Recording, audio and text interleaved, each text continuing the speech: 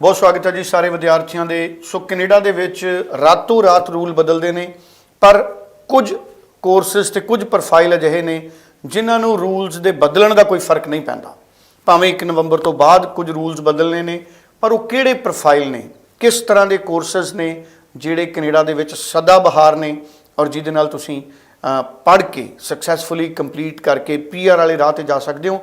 अनीता भंडराल जी साडे नाल मौजूद ने, जिहड़े स्टडीज़ केयर के ब्रांच हैड ने, चंडीगढ़ के बैठते हैं। सो उन्होंने नाल गलबात करांगे। अनीता जी बहुत स्वागत है। Thank you so much sir.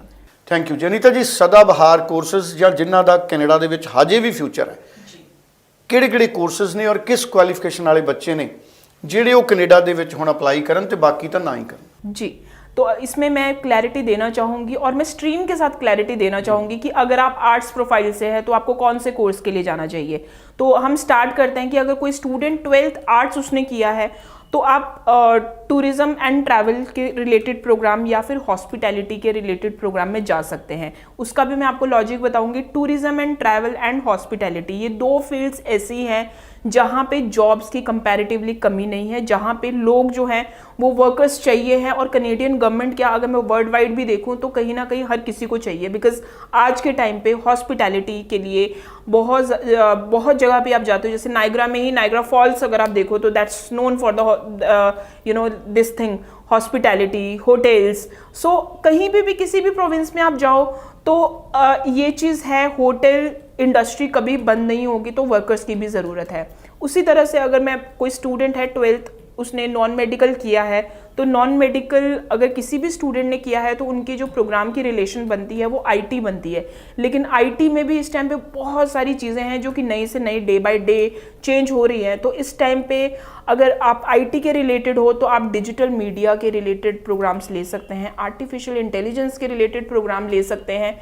आप इस तरह के यूनिक प्रोग्राम्स में जाइए, job opportunities will be better.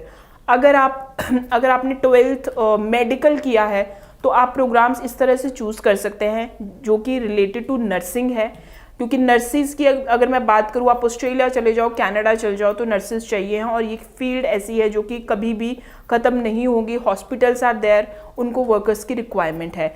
या फिर अगर आपके पास मैथमेटिक्स नहीं है तो आप चाइल्ड एंड यूथ केयर इस तरह के प्रोग्राम्स में भी जाओगे, इसमें भी बहुत ज़्यादा जॉब्स की डिमांड है।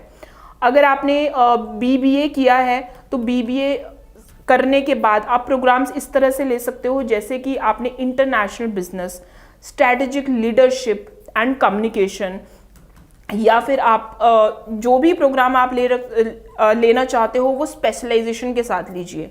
अगर आपने कॉमर्स किया है देन आप BCom अगर आपने किया है तो सप्लाई चेन मैनेजमेंट में आप जा सकते हैं, या फिर आप पोस्ट बैचलर डिप्लोमा एक आता है इंटरनेशनल बिजनेस मैनेजमेंट, इसमें अगर आप जा सकते हैं तो आप ये भी ले सकते हैं।